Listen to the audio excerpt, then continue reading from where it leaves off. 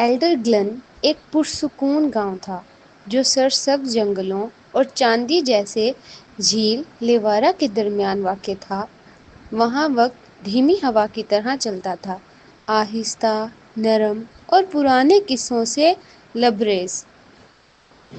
لوگ سادہ زندگی گزارتے، بکریاں پالتے، کپڑا بنتے اور سرد راتوں میں آگ کے گرد بیٹھ کر بزرگوں کی کہانیاں سنتے۔ انہی لوگوں میں ایک لڑکی ایلارا بھی رہتی تھی۔ اس کے بال شام کی طرح گہرے اور آنکھیں طوفان سے چھوئی ہوئی لگتی تھیں۔ وہ بچپن میں ہی یتیم ہو گئی تھی اور ایک پراسرار بوڑھے شخص کورون کی نگرانی میں پلی بڑھی۔ کورون گاؤں کے کنارے ایک پتھریلے مینار میں رہتا تھا اور چراغ لیوارا کا محافظ تھا۔ ایک عظیم چراغ جو کہا جاتا تھا کہ اس میں پہلے گرے ہوئے ستاروں کی چمک قید ہے۔ ہر رات کورون مینار کی سیڑھی چڑھ کر چراغ روشن کرتا تھا۔ اس کی روشنی جھیل اور جنگل پر بکھر جاتی، اندھیروں کو پیچھے دھکیلتی اور مسافروں کے لیے رہنمائی بن جاتی۔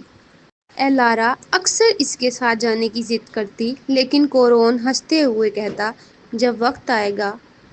وقت گزرتا رہا اور وہ وقت کبھی نہ آیا۔ پھر ایک صبح گاؤں نے آنکھ کھولی تو خاموشی چھائی ہوئی تھی۔ چراغ بجھا ہوا تھا، مینار خالی اور کورون غائب۔ لوگ خوف زدہ ہو گئے۔ روشنی کے بغیر جنگل بے چین ہو گیا اور سائے درختوں کے پیچھے سرسرانے لگے۔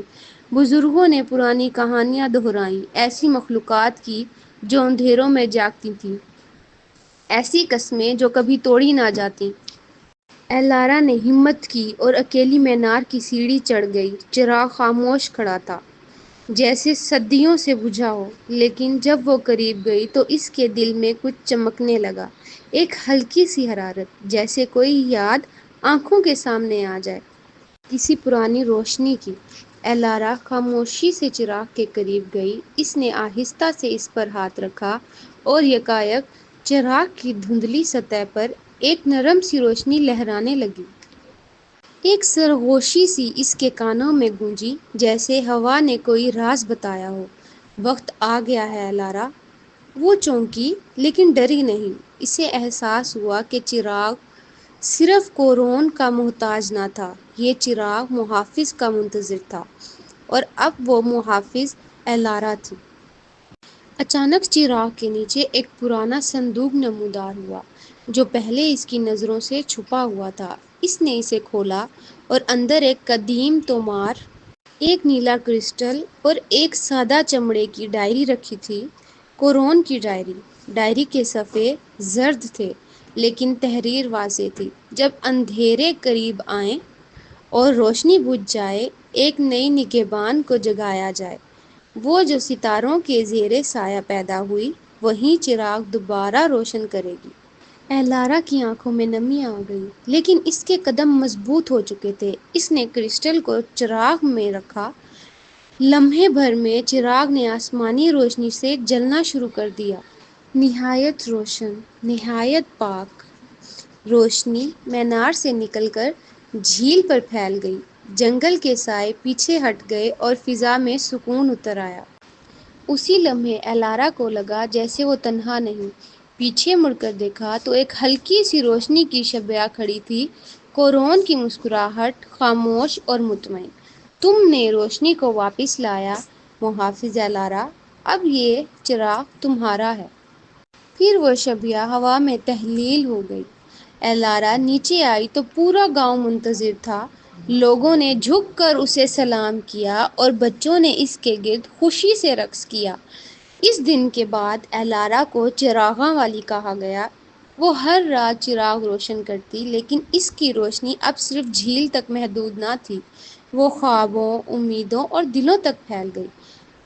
ایلارا کو چراغ روشن کرتے ہوئے کئی ماہ گزر چکے تھے۔ گاؤں میں سکون تھا، لیکن اس کے دل میں ایک ہلکی سی بے چینی پیدا ہونے لگی۔ ہر بار جب وہ چراغ روشن کرتی، اسے محسوس ہوتا جیسے چراغ کی روشنی کئی دور انجان جگہ کی طرف اشارہ کر رہی ہو، جیسے کوئی پکار رہا ہو۔ ایک رات جب آسمان پر چاند مکمل تھا اور جھیل بالکل ساکت، ایلارا نے چراغ کے نیچے سے روشنی کی ایک باریک کرن کو زمین میں جذب ہوتے دیکھا۔ تجسس سے مغلوب ہو کر اس نے چراغ کو اٹھایا اور نیچے کی پتھریلی زمین پر ہاتھ رکھا۔ اچانک زمین میں ایک دراڑ نمودار ہوئی اور ایک پراسرار سیڑھی نیچے کی طرف اترنے لگی۔ چراغ کی ہلکی روشنی کے سائے میں ایلارا سیڑھیاں اترتی گئی۔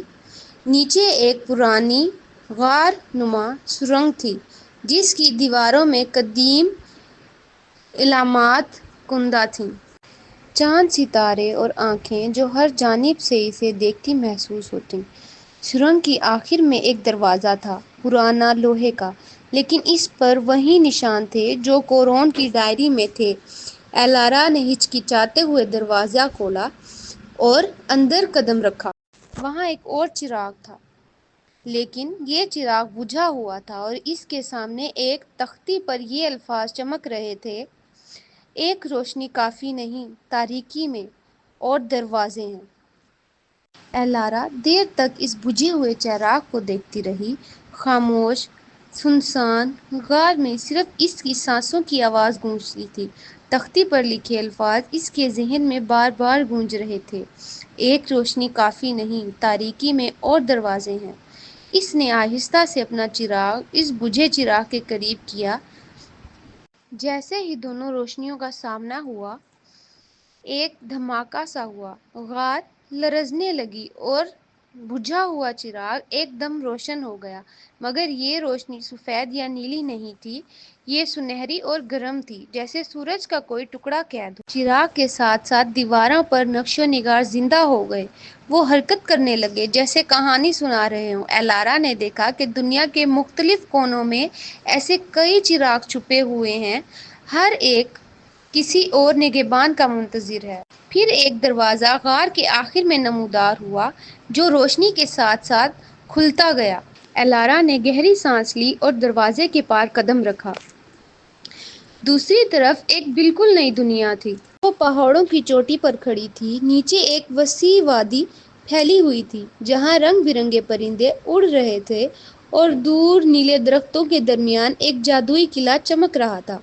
فضا میں خوشبو تھی، لیکن ساتھ ہی ایک دھیمی سرگوشی بھی، کسی کی مدد کی پکار۔ اگر یہ صرف ایک دروازہ تھا تو باقی دروازے کہاں ہیں؟ ایلارا نے خود سے پوچھا۔ اسی لمحے اس کے چراغ کی روشنی ایک سمت کو اشارہ کرنے لگی، قلعے کی جانب۔ ایلارا نے اپنا سفر شروع کر دیا، لیکن وہ یہ نہیں جانتی تھی کہ اس سفر میں اسے نہ صرف جادو، بلکہ غداری، دوستی، قربانی اور اپنی اصل پہچان سے بھی سامنا کرنا پڑے گا۔ ایلارا قلعے کی طرف بڑھ رہی تھی۔ چراغ کی روشنی راستہ دکھا رہی تھی، لیکن اب یہ روشنی ایک عجیب سی سرگوشی میں بدل رہی تھی۔ پرندے اڑنے لگے اور ایک زوردار آواز فضا میں گونجی: رک جاؤ، اے روشنی والی! ایلارا نے چونک کر چراغ بلند کیا۔ سامنے ایک بگلا کھڑا تھا، لمبی گردن، چمکدار نیلے پنکھ اور آنکھوں میں ایسی ذہانت جیسے صدیوں کے راز چھپائے بیٹھا ہو۔ کون ہو تم؟ ایلارا نے پوچھا۔ بگلا اکڑ کر بولا: نوکتا ہوں میں، روشنی کی محافظوں کا رہنما، قائدوں کا جاننے والا اور مذاق کا بادشاہ۔ ایلارا کو بے ساختہ ہنسی آ گئی، لیکن نوکتا نے سنجیدہ ہو کر کہا: ہنسی اچھی ہے، مگر تمہارے راستے میں ہنسی نہیں، اندھیرا ہے۔ نوکتا نے آسمان کی طرف دیکھا اور بولا: تم نے پہلا چراغ جلایا، اب باقی دروازے تمہیں تلاش کریں گے۔ لیکن کچھ دروازے قفل شدہ ہیں اور کچھ پہرے داروں سے محفوظ اور کچھ خود زندہ ہیں۔ کیا تم میرے ساتھ آؤ گی؟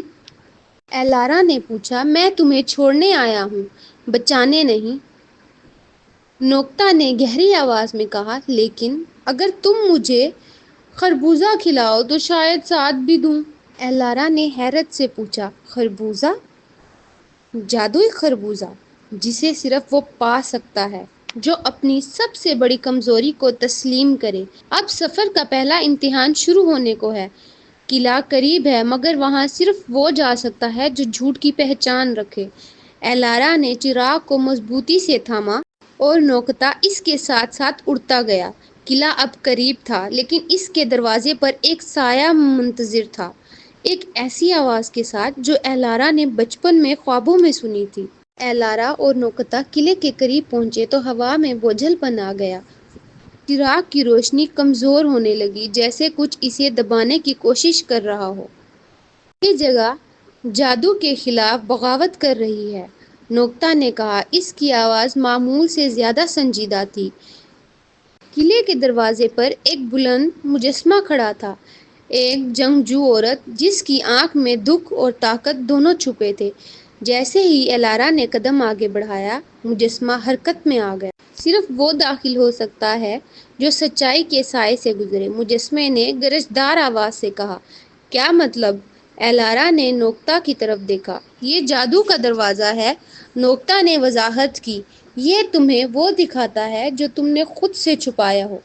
اچانک فضا میں دھند سی پھیل گئی اور ایلارا کے سامنے اس کی ماں کی شبیہ نمودار ہوئی، جسے وہ بچپن میں کھو چکی تھی، مگر ماں کی آنکھوں میں درد اور ملامت تھی۔ تم نے ہمیں چھوڑ دیا ایلارا۔ نہیں، میں نے نہیں چھوڑا، ایلارا چیخی۔ لیکن شبیہ نے جواب نہیں دیا۔ نوکتا بولا، یہ تمہارا امتحان ہے، اگر تم خوف سے پیچھے ہٹ گئی تو دروازہ کبھی نہیں کھلے گا۔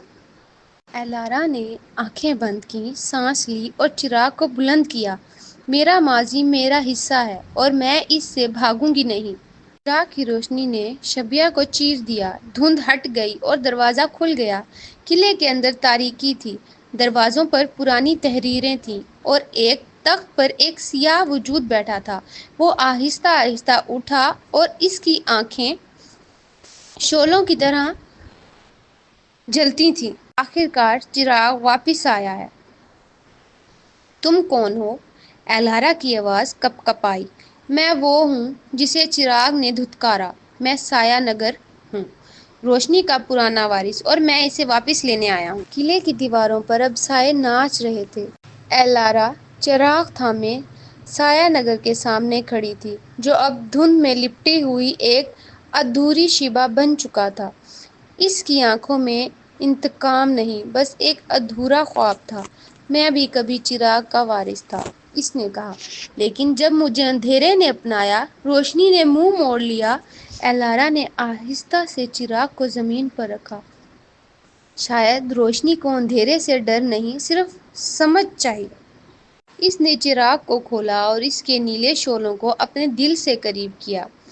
تو چاہتی ہو کہ روشنی اور سایہ ایک ہو جائیں؟ نہیں، میں چاہتی ہوں کہ روشنی سایہ کو سمجھ سکے، جیسے دل اپنے دکھ کو۔ چراغ کی روشنی آہستہ آہستہ قلعے میں پھیلنے لگی، دیواریں روشن ہوئیں، سایہ پیچھے ہٹنے لگا۔ سایہ نگر کی شکل بدلنے لگی، جیسے صدیوں پرانا زخم آخرکار مرہم پا رہا ہو۔ ایلارا، تم چراغاں والی نہیں، تم روشنی خود ہو۔ نوکتا کی آواز ہوا میں گونجی، لیکن وہ اب نظر نہیں آ رہا تھا۔ تم نے چراغوں کو جگایا، لیکن سب سے اہم چراغ اپنے دل کا تم نے روشن کیا۔ قلعہ روشنی سے بھر گیا، پہاڑوں کے پیچھے سورج نکلا اور پہلی بار ایلڈر گلن میں طلوع صبح نے چراغ کے بغیر اجالا کیا۔ چراغ اب خالی تھا، مگر ایلارا کا دل جگمگا رہا تھا۔ وہ واپس لوٹی، لیکن اب گاؤں کی ایلارا نہیں تھی، اب وہ وہی تھی جس کے نام پر کہانیاں لکھی جاتیں، جس کے بارے میں مائیں بچوں کو سلاتی ہوئی کہتیں، جب دنیا اندھیرے میں گم ہو جائے، ایک دل کی روشنی ہی کافی ہوتی ہے، چراغاں والی کی طرح۔